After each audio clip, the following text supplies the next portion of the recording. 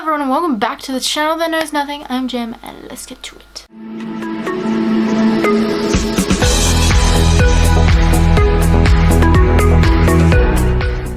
So today we're doing something a little bit different. I'm going to be talking about Toy Story 4, which is, I'll be honest, one of the worst movies I have ever seen in my entire life. And we'll get more into that as I go through my notes and stuff like that. So this is kind of something I wanted to start up doing just ever since like really bad writing has come out in, well, not only the film industry, but like the film industry, like with movies and with TV shows. It's just gotten really bad. And I feel like with the Toy Story franchise, we had kind of seen the end of everything. Everything was wrapped up neatly. We didn't really need to know Bonnie's side of the story. And like, yes, it was a money grab 100%. But I just feel like it wasn't made because, oh, let's do another Toy Story because people love that movie.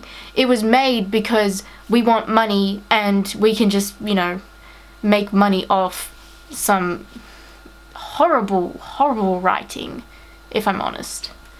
So if you want any of what I'm saying to actually make any sense, I think you should probably go and watch the movie and then come back and sort of just then you'll know what I'm talking about, because a lot of what I'm talking about probably won't make any sense if you haven't seen it. This resurfaced because I actually made my brother watch the fourth movie. I didn't watch it with him. We were on the plane to Singapore, but it resurfaced because we were talking about it and talking about a lot of the problems with it.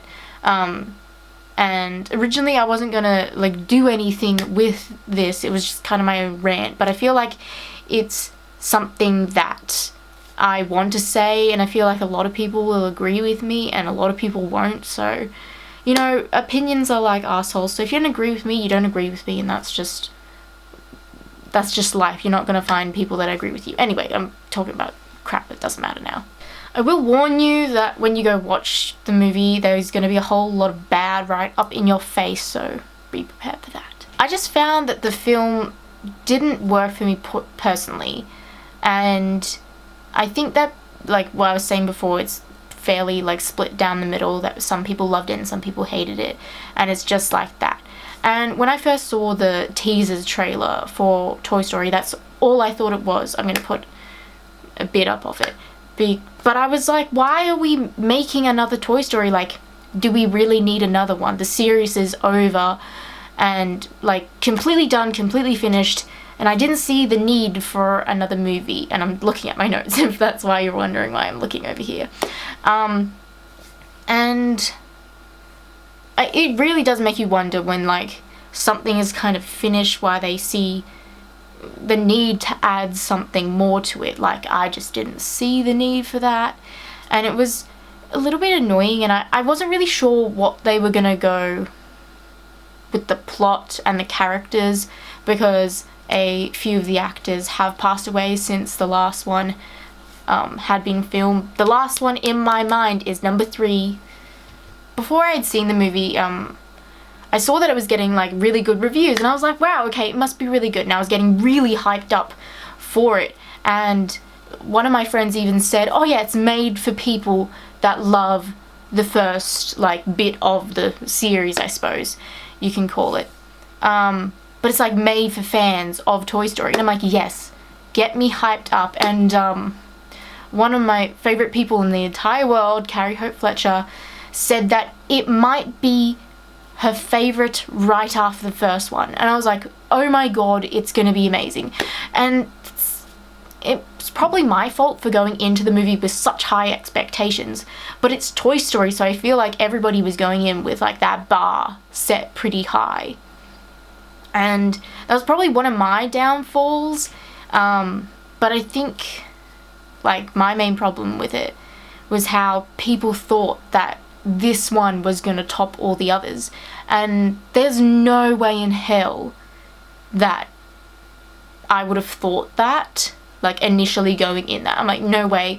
Number 1 and number 2 Toy Stories, those ones are the best ones. Like, number 3, yes, we needed a wrap up to that, like to Andy's story, but no way in hell was it going to, like, this 4th one going to compare to the first 2. Like, it was just impossible in my opinion. And yeah, I just don't know why people thought that. I'm just going to quickly bore you with my opinions of like 1, 2 and 3 before I talk about number 4, because I feel like my reasoning for loving those 3 movies and not loving number 4, there's like a very clear thing. So I just wanted to quickly go over those and then get into Toy Story 4 and the reasons why I don't like it. Sorry to be that person that leaves all that shit into the end. I'll leave a thing, so if you just want to know my thoughts on Toy Story 4, you can just jump to that, because I'm not sure how long this video is going to be, because so the first film was amazing. I remember seeing that as a kid. It came out in 1995, and then the second one came out in 1999, so I was born in between. I was 97 baby. So those 2 films were like things that I grew up with and things that I like loved like so much as a kid, and I feel like, you know, it's something that you're gonna love as a kid, that idea of your toys coming to life and just being there for you when you needed them. Anyway, the first one is like Woody being replaced by Buzz, obviously, and how he needs to come to terms with like how he might not be Andy's favorite toy anymore, and like Woody learns very slowly, I might add, that he still needs to be there for Andy, even in when he's not his favorite toy. And like Woody does some slightly questionable things throughout the movie, but it still has a very good, strong plot. And it shows basically that you can't always get what you want, and that there's this thing called compromise, and you need to use that. And Woody and Buzz use that together, and they help each other, and you like see how they became like unlikely best friends at the end of that movie, and like how like they're all changed by the end. They're not like the characters they were when the movie first started. The end, it's like they're different, they've grown. Anyway, but it's got some good morals in there for kids to learn, like very like subconsciously, kind of like don't be a dick kind of level of things. Be nice to people when you can be nice to people, but if you're a bad person, bad things will happen to you. Like with Sid, like he's not a good person, but then he didn't get to blow up Buzz in the end, so like he didn't win. Like the bad guys don't win and the good guys do. It's like very simple storytelling for children to make it simple and easy. So we have a winner and we have a loser. I mean, it's not really called loser, it's called like we have a hero and we have a villain. And again, in Toy Story 2, it like continues with this theme of being there for Andy no matter what. And Woody is stolen and wants nothing more than to get back home, and he's having second thoughts about it because he's broken and he might not want him and that sort of stuff. And then, but we see 2 sides of things. We see Woody with Jessie and Stinky Pete and Bullseye, and then we see like Buzz and the rest of the toys like working together and trying to find out where Woody is, and just like some really great teamwork and cute stuff. And then they eventually go and find where he is, and yeah. But this movie introduces like different ideas of like toys being like abandoned, toys being like sort of like left. And I think one of the most important scenes is that in that movie is Jessie's story and Jessie's like journey as like, I don't want to be like, you know, chosen and then left behind again. And I think it's important because it's one of the saddest scenes in Toy Story movie like ever. And it's like something you don't understand as a kid, but then when you grow up you do. It's one of those scenes you like learn to appreciate as an adult when you see it from that different perspective. Anyway, those 2 have very like clear like hero and villain like tropes. The bad guy loses and the good guy like wins kind of stuff. And I'm not saying like it needs to be simple for a kid to understand it, but it needs to have like a good message to like take from it. Like you need to have that simple storytelling for it's not even simple storytelling, because you can use it in any age, like, range, when it comes to books, when it comes to movies, when it comes to TV shows, when it comes to pop culture in general. But it doesn't need to be simple. And, like, you know, we have traumatic things happening in the Toy Story 2 that we didn't have in the original the first Toy Story. And I think, like, as they go along, they develop that more, because in the first one we didn't have, like, a real villain. Maybe it was Woody, and maybe it was, like, Sid, but it wasn't, like, very prominent. It was more like, you gotta deal with your own shit and don't be a dick to other people. Whereas, like, in Toy Story 2 we have Stinky Pete, who is, like, the villain, who is, like, very clearly the villain, not so much the guy that stole Woody. Like, yes, he, like, it was, like, the catalyst of the story starting, really, was that moment. And then there was Toy Story 3, which was what I thought was going to be the last Toy Story. And it seemed very fitting for it, because everything had come full circle in the toys' life, because they'd been there for Andy when he needed them, to be sounding so repetitive right now. And even Andy, like, you know, he'd grown up. He didn't need them anymore, because when you're an adult, you don't really need that comfort. You find comfort in other ways than in toys. I mean, not for me, evidently. Big one there. But this one came out, like, 11 years after the second one had come out, if my math is correct. I hope that's right. And, like, with this one, we get, like, a proper villain, in my opinion. Because before that, we had some pretty mediocre ones. This one is a villain in a place where you would never expect a villain to be, which is the leader of this, you know, preschool, like, the toy leader of the preschool. Does that make sense? I don't know. It's in a place where you never thought he'd be. Like, you would never expect the villain to be in charge of this, like, hierarchy of things. And, like, you know, it's shocking when it first happens, but when you come back to the movie, it's not that shocking. But when you saw the movie for the very first time, it was shocking. I don't think anyone saw that coming. I thought it was a very good plot, like, line to happen, because it's very interesting to have the villain where you didn't expect to have them. And Toy Story 3 is free. Toy Story 3 is definitely not my favorite one. The first one probably comes in first, and the second one in second, because Jessie was my favorite character in general. But the first one is just, like, something that you hold very dear to your heart, because so many good moments happen in it. And like I said, I grew up with those two movies when I was a kid. So they're just they're super important to me. And, like, even the last one, it's not bad, but it's not one of my favorite movies of all time like the other ones. I will say that the story did need a proper end. I'm not mad they made Toy Story 3. I mean, it was a giant gap, but animation takes forever, so I'm not surprised. And, you know, you want to get the story right. And I liked it enough to watch it again and again. Like, it's like, you can't watch number 1, number 2 without watching number 3. Like, you binge it. You binge that shit, and then you feel really, like, sad at the end. You're like, you lost your childhood. But now we have Toy Story 4 as the new ending to this, like, I want to call it a trilogy, and then, like, an add-on, because it's not what I wanted it to be. I'm not sure what I wanted from the movie, but what I got, I didn't like. I just feel like I didn't need to hear Bonnie's story with toys.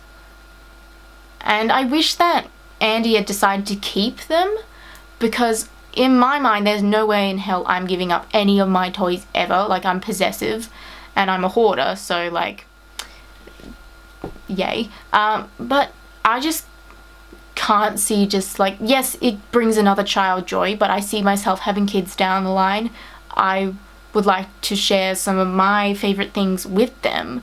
And I feel like Woody and Buzz are these two, like, most special toys in his life. I cannot see him giving up those two toys. Like, maybe the others, yes, but those two, I can see he would have taken them to college, because they're vintage toys. They would have been cool to have in your dorm room. And that's a story that I can get like get on board for, but this Bonnie one, I just can't. So, Toy Story 4. Let's talk about that. I don't even know where to begin. Probably with, I think it's sending all the wrong messages to kids, which is a bad thing to do from those two studios, from Pixar and Disney. I don't think sending bad messages to kids is a good idea, and yet it somehow happened. And well, it's not so much bad messages, but the messages in the story are kind of vague and hazy, and so some things can be interpreted from them, and so I will explain a little bit later on what I interpreted from it as an adult. And particularly, like, looking at this movie beside the others, you see how different they are. And it's not different in a bad way, it's just different in, I'm not sure what the word I'm looking for is, in a confusing way. And it was a very confusing, because there was a lot of stuff happening at the same time, which is not bad in a story, but it's still confusing because I feel like the characters that we had all grown to love and appreciate had changed in a way that I would never thought they would change. And at the end of the movie, it was like the writers didn't even know what they wanted the movie to be. They were just like, well, we want it to be this kind of movie, but we also want it to be like this kind of movie. And it was very like, it was like juggling a bunch of like balls, and they were all up in the air, and you all tried to catch them at once, and you caught two. And it was not very good. I'd also like to mention that it's probably the most terrifying Toy Story that I'd ever seen. Like the monkey in Toy Story 3, and Stinky Pete ripping open like Woody's arm, and Sid, even Sid's room has got nothing on Gabby's goons. I didn't even know they were a thing until I got into the movie, and I was like, what the hell? Partly my own fault for only watching the teaser trailer and not watching any other things, but that's a children's movie. Why are these creepy things that are in most horror movies in this movie? Like, I would not have taken anyone under the age of 14 to see that. And my cousins are 12 and 9. Like, I just would not have taken them to see that. But then one of my cousins actually loved that they were in there, and I was just like, okay, you're the creepy, disturbing one. That's quite clear to me now. But I'm worried what some parents would have thought when they were taking their little kids to see this movie. Like, when they were like taking them out, it's just like, well, are you gonna have nightmares tonight? I don't know. I would have if I was a young child. It even scared me, and I'm 22, but I'm scared of everything, so that makes sense. But it feels like I was watching a kid's horror movie. Sorry, my computer just turned itself off. It felt like I was watching a kid's horror movie, which is not what I want when I go and see one of these movies. I don't want to see that when I'm watching Toy Story. Like, yes, we have the first movie, which is like terrifying in parts, but then we have like Sid's sort of modified toys that he makes. They're actually on like Woody and Buzz's sides, and I feel like that's not so terrifying, being like, okay, yes, you're like a bit stuffed up because Sid did this to you, but it's not as scary as this thing just wanting to attack you, because that's what they want to do to Woody. Now, this is just me, but I feel like they would have been less scary if they would have talked. And I know some people would be disagreeing with me on that factor, like maybe they would have been even scarier, but I feel as though if they had the right voices, like comedians, behind the voices of these terrifying goons, like, it would have made them more like they had a soul and less like they were going to eat my soul. Because them being silent was just spooky, and I'll insert some clips here because it's just like, boom, hello, let me just haunt your nightmares for the rest of your life, pretty much. Like, their heads turning in the way they did. Yes, I know that's what like those dolls did and like still do, but I feel like they would have had, like, you know, more soul if they had a voice behind them. And I know the reasons why they didn't have voices because they're ventriloquist dolls, and they you know, you're supposed to like shove your hand up them and do the talking for them, and I understand that factor, but I feel as though it's a kids movie and no one's going to question the fact that a doll is talking because the rest of them are talking too. But that's just my opinion in there. I also have a lot of questions about this movie and little things that annoy me. My favorite character is Buzz, if that was not obvious. He has been my favorite from the very beginning until his very end, which I'm going to say is Toy Story 3, because I do not believe in Toy Story 4 is a thing. Buzz is kind of stupid, and that breaks my heart because he is my favorite. And it goes against everything that he was in the last movies that we saw him in. How he develops and changes, and then like now he's being so indecisive about being there for his best friend and helping Woody. Like he has to use the stupid buttons on his chest to like make sense of what's happening, which I hate.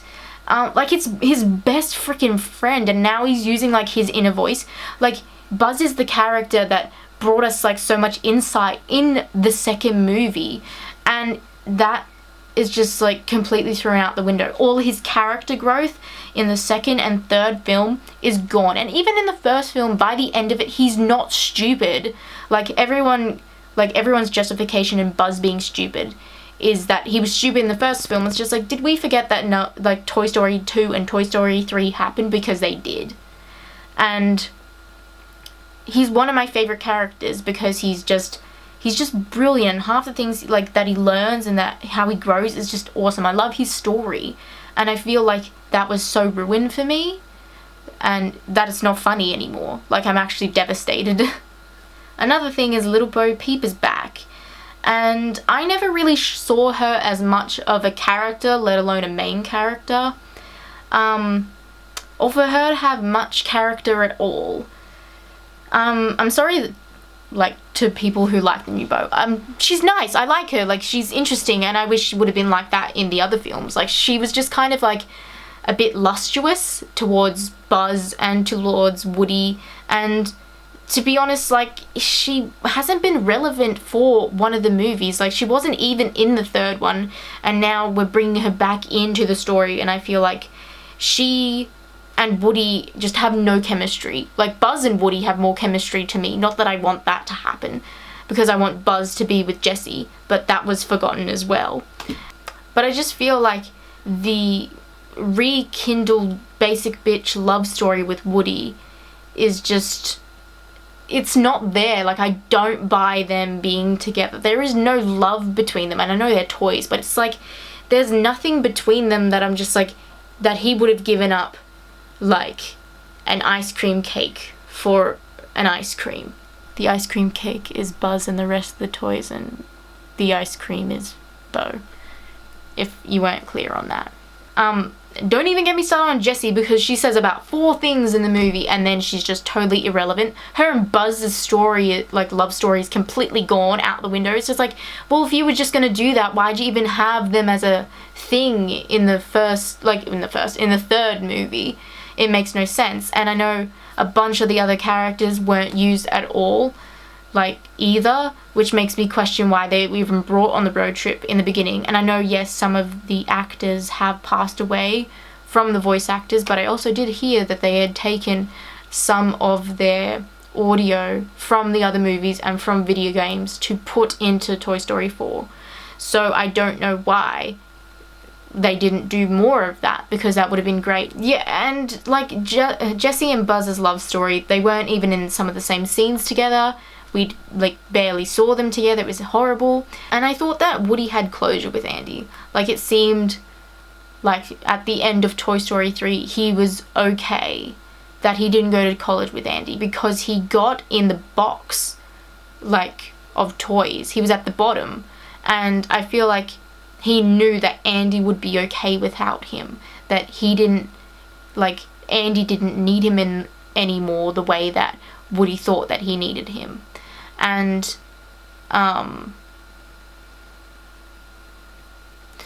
it's sad, but you kind of get this feeling towards the end of Toy Story 3 when Andy's giving all the toys to Bonnie and all that stuff is happening.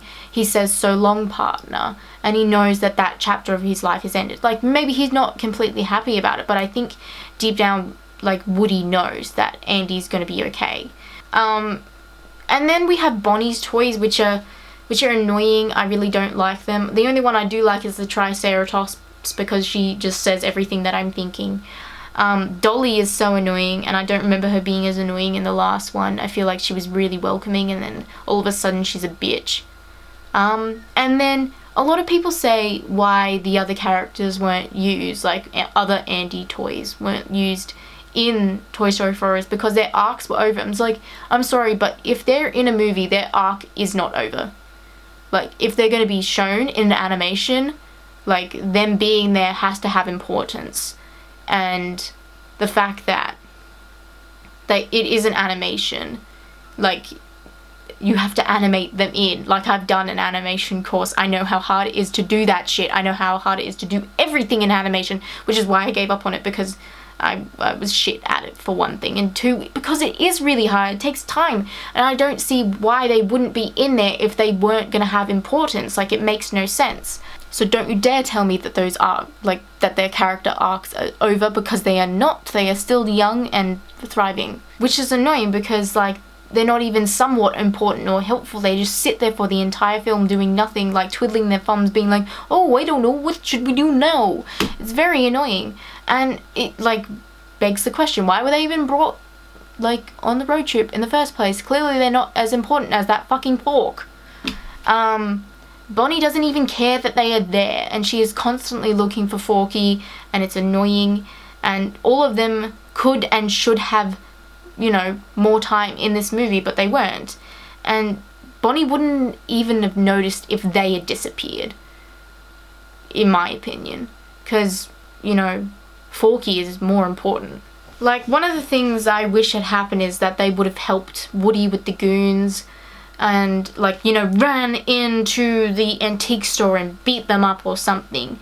And I feel like that scene would have been like, no, denied, we can't have that in the movie because it's too violent. It's just like, oh, but we can have these terrifying goons in the movie and that's okay. They can rip out bloody Woody's voice box and that's okay. That's fine, yeah, that's fine. A+ story writing there. Another big thing that come up is this Bonnie is over Woody storyline. And that's something that I'm completely not buying at all.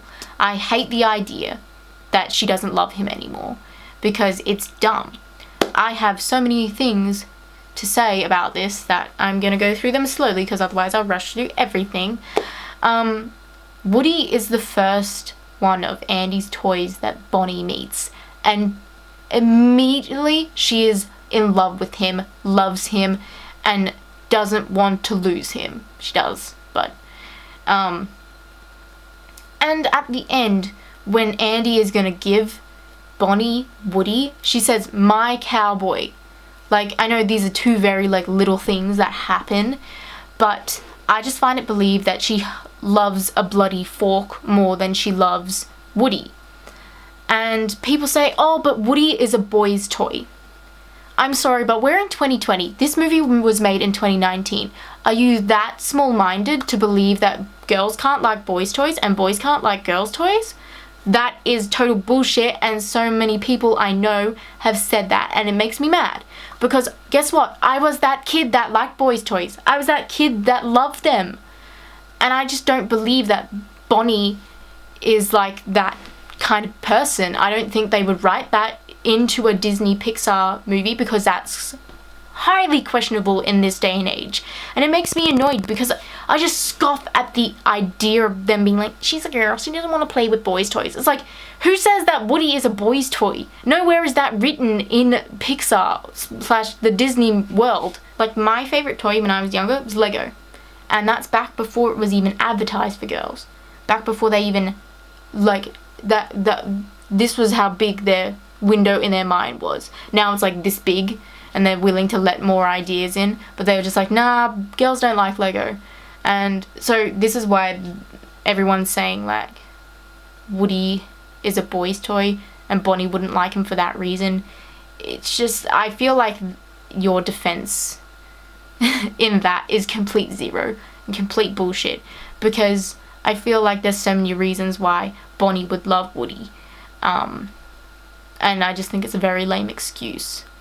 Also, unpopular opinion, I hate Forky, and this whole trash thing that he says just seems like a planted meme to me. Like, if you ask me, it's a planted meme that they just decided to put in there, because I've seen that meme all over the internet and it's not fun. And I hate him because he has no brain. And I know, like, yes, obviously he has no brain, but everyone's like, oh yeah, all this is funny. The only funny thing I thought was funny when it came to Forky was when they were dragging him, well, they weren't dragging him, when Woody was dragging him along the road, and he's like, little, like, things couldn't keep up with Woody, and so, like, every now and again he'd just, like, fumble. I'll see if I can find a scene. The other annoying thing that happens is, at the end of the movie, another utensil comes out of Bonnie's bag, and it's a knife. And 3 guesses on what that knife's name is. Margaret? No, it's Knifey, I think. I don't know. Anyway, and there's this whole scene with Forky and Margaret, and he's like, I have all the answers, and she's like, well, how are we alive? And he's like, oh, I don't know. It's just like, Forky, you dumb assho, you haven't been paying attention to anything that Woody has been telling you, because Bonnie wrote your name on your sticks, and they say it like 1 billion times, and it's like this stupid idea that kids can create their own toys and everything. Anyway, it's just dumb, is all I have to say. That ending is dumb, I hate it. I hate that, like, she cares more for a plastic utensil than her actual toys. Because I know for a fact, because I was a child once and I grew up with children around me, that thing would not fly. It's just like, oh, a fork, you want me to play with this? No. Kids don't want to play with forks, I'm sorry. Or knives. Like, the idea is cute, but then it just sits there on your table. They don't play with it. Okay, getting more into the nitty-gritty stuff of this. I think the most disappointing aspect of this movie is the villain actually gets what she wants. And, like, that typically does not happen in children's movies. We don't let the villain get what they want, because we can't teach kids at an early age that bad things happen, because they'll learn that growing up. Like, we can only have good endings. This is why in How to Train Your Dragon, Stoic eventually loves Hiccup, even though he bloody, like, said, you're not my son. Later, he loves Hiccup. I don't know why I'm comparing it to that. I think it's because I watched it recently. We can't have Stoic just not, like, disowning Hiccup at the end of that movie, because so many kids would be upset. And especially if the dragon died too. We couldn't have that. Which is why when you grow up and you watch other things, like Game of Thrones, for example, people die, things not good. I think it was a bad ending for a Toy Story movie. Like, we can't see the villain just get their desserts. Like, we have to see them get their just desserts, not just their desserts, if that makes sense. Like, we need to have a moral in there, some sort of thing being like, here is the bad thing that the villain gets for being bad. Because we have to show, like, kids, like, that we can't have our cake and eat it too. Which is a phrase that I hate, but it kind of works here because I was talking about desserts. But some people are calling me, like, black and white for seeing it this way. But to me, there's just no literal other way to see it. And it feels like a huge slap in the face because the villain wins. I also think the villain in this Toy Story is just really weird. Gabby is her name. So great, they named her twice, clearly. But just why? I hated her. Like, straight away, we know what she wants and why she wants it. And it's going to be very clear to everyone that she's going to be the bad guy. She may as well just have one of those, hello, my name is the villain, written on her dress, like a sticker, in case it wasn't already obvious. With Lotso in the third movie, it's not so clear until later which is a good thing because the villain is in the place like you least expect it, and that applies to Stinky Pete as well. It's a little bit more obvious with like Woody and slash Sid in the first one, but it's the first one of anything. It's never as brilliant as like villain wise. And I don't know why, but it reminds me of Chekhov's gun theory, which is a little bit different, but the essence is still the same, which is basically if a writer has a gun in the first scene, then it must be used by the second scene. In this like situation, Gabby is the gun, and we meet her, and then all of a sudden we know everything about her. And I feel like we need to meet her, not know everything about her until later, and then... Does that make sense? Because with Lotso, we meet him. He's nice and smells like strawberries, and then we don't know anything else about him until later. Because I feel like we've got the gun and just fired it straight away. It's just like, oh, sorry, we forgot how to write a story. Like, there is no mystery at all. There's no questioning what she's doing, because we already know, because she told us. In writing, it's show, don't tell. So don't tell me why you're the villain, show me why you are the villain.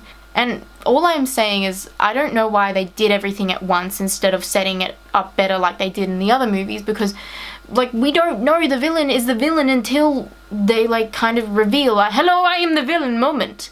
But we get an introduction and then a hello, I am the villain moment all at once, and it's not very good. And I think it's really sad and absolutely twisted that Gabby gets what she wants in the end. She wants Woody's pull string box, which I briefly mentioned a little bit, because hers is broken and she wants to feel whole again, I suppose. I'm not really sure what that whole thing is, because like no one, like a bunch of her was probably made. No one probably remembers that she had a pull string in her. Like the kid that she is obsessed with, like becoming like a toy to, wouldn't remember the advertising for her.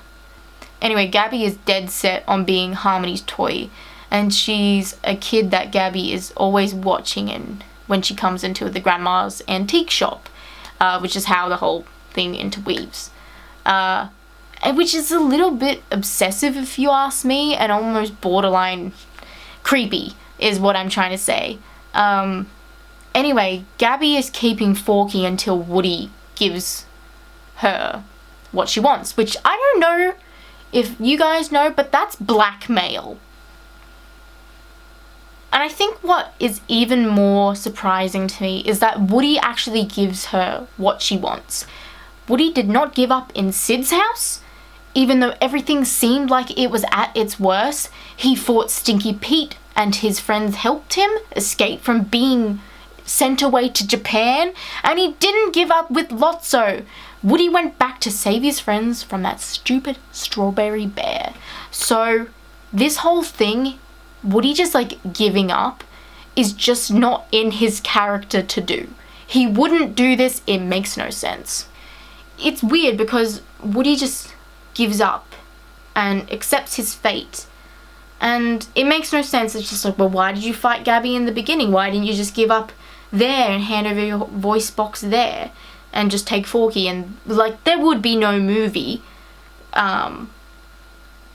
if that happened. But if he was eventually just gonna give in to that, it just makes no sense to me. And I thought it might be because he would lose his voice. I thought there'd be repercussions for this, but that didn't happen. So now it just feels like I wasted an hour and 40 minutes of my life on that movie that made no sense. Like, Gabby was always going to get what she wanted from this situation to me. Like, this great cowboy hero who has been the central character for 4 movies now, who has never lost heart even when things seem like they were at their bleakest and at their worst, is just going to give up. Like, after all that time of not giving up in the face of evil, in the face of horribleness, he just broke? Like, it's hard to buy that story when so many things have happened that have been a little bit worse than this. Like, I just don't know. This is where it gets worse. So after some surgery done by the goons, Gabby has Woody's voice box.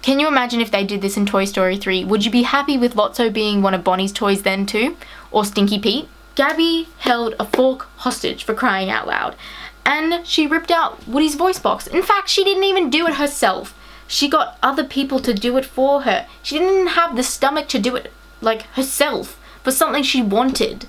And also she manipulated Woody, using Andy, the worst, that's the worst of it. She used, like, the thing he loves against him to get what she wanted. And Woody didn't even question how she knows all this stuff about Andy. He's like, dang, well, I guess you're right. Is this what we do now? We give villains what they want now. That makes no sense. If we gave the other villains what they wanted, Sid would have blown up Buzz with fireworks, Woody would have been sent off to Japan with Jessie, Bullseye and Stinky Pete, and they would have been miserable, and they would have all been incinerated at the end of the third movie because of Lotso, who didn't choose to help them.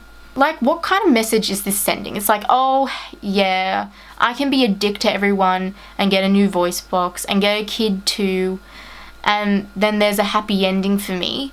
No, she doesn't deserve it. Gabby was horrible the whole movie. She was desperate for the voice box because she needed it to get Harmony.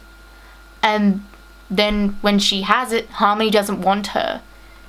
She doesn't even care. I feel like maybe if Gabby had tried to get Harmony's attention years ago without the voice box, maybe Harmony would have loved Gabby anyway. Kids don't care. I mean, look at Bonnie. She loves Forky.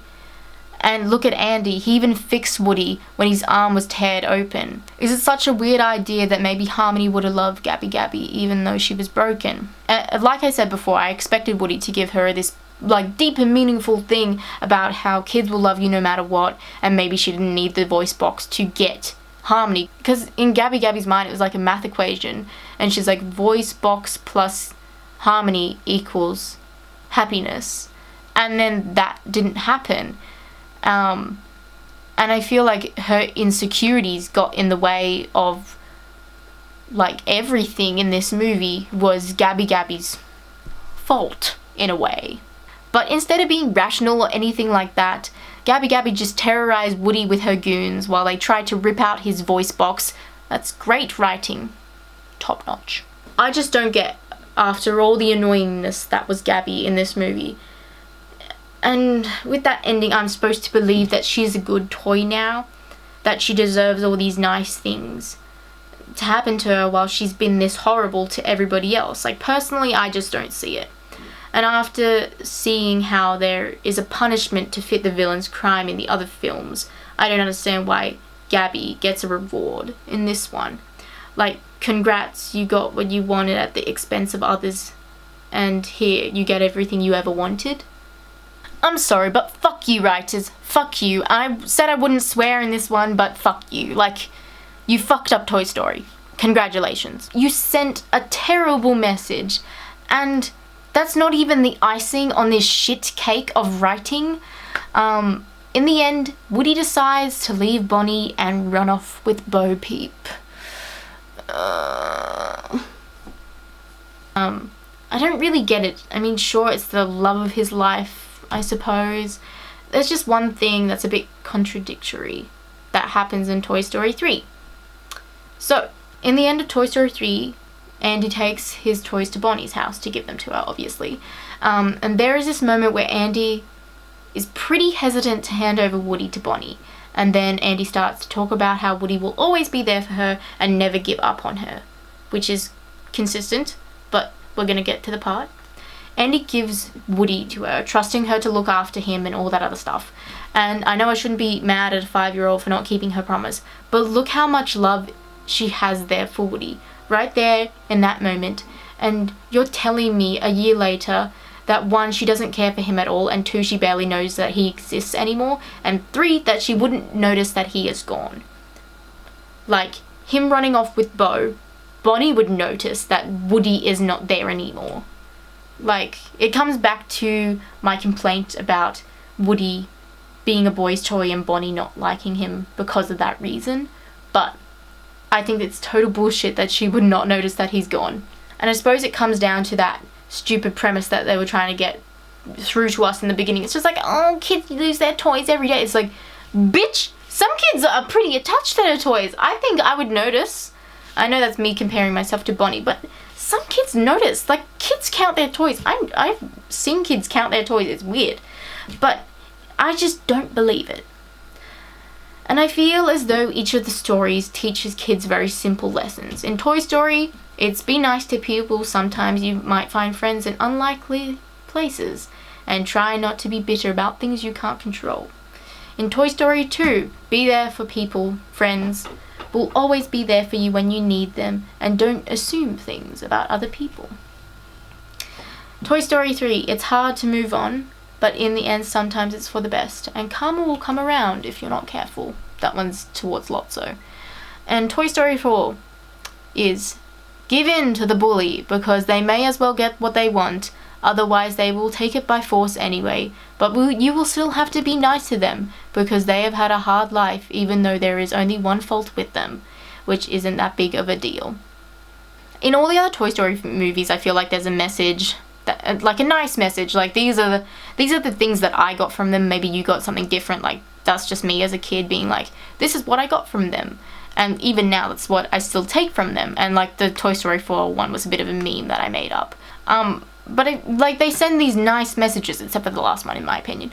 Like, don't ever give up on people, like in the toys minds, like don't ever give up on your kid. And you might not get along with everyone, and that's okay. Just try and be the best person that you can be. And I feel like they're all very positive messages. And then there's this one, it's just like, okay, I'm not sure what to take from that, other than, I don't know.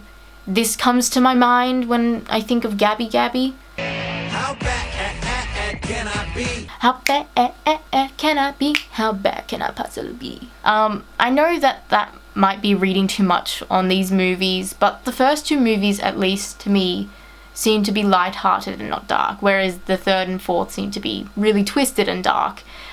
Like I said before, the third movie isn't my favorite, but I feel like as though Andy's growing up and passing on his toys is a strong ending to the trilogy. And yet we have this fourth movie, which is kind of like an atrocity to like the rest of them. It totally disregards them. It's like the rest of the films are thrown out the window. It's like, hey, bye. Yeah, you're lame now. Yeah, I don't care. You suck. I don't know if I'm ever gonna count this fourth movie into my canon of Toy Story movies. I really want to do my best to forget it, if I'm honest, because it was just so bad in my mind. Like, I feel sorry for just how bad it was. Anyway, guys, that's just my opinion on the matter. Like, that's all I have to say about it. And I know people are not going to agree with me, and some maybe will agree with me, and some people will be like, you're stupid, and whatever. You know, it's a popular movie. It had its moments, I will say, but that's just my 2 cents, and I'm just trying to analyze things the best way that I can with this, and this is how I'm gonna do it. Anyway, guys, I'll see you next time. Please like, subscribe, because that is always nice, and goodbye. Let me know if you want to see more of these things in the future, and yeah. Okay, like I was saying before, there are bits of this movie that I do like. I was crying in the first 10 minutes of the movie when it was going through Andy growing up and then ending giving the toys to Bonnie, because that whole bit just really touched my feels touched my feels as a weird way of saying, got me in the feels. And then when Bonnie came out of kindergarten and was like, I finished kindergarten, I was like, oh, you sweet little lamb, you don't even know what's gonna happen next. Because school sucks. And then the Ducky and Bunny were like the best. I loved all their theories of how to get the key. In fact, I just loved them in general, which I wasn't expecting to. Okay, this is the end of the video now. Shut up. Goodbye.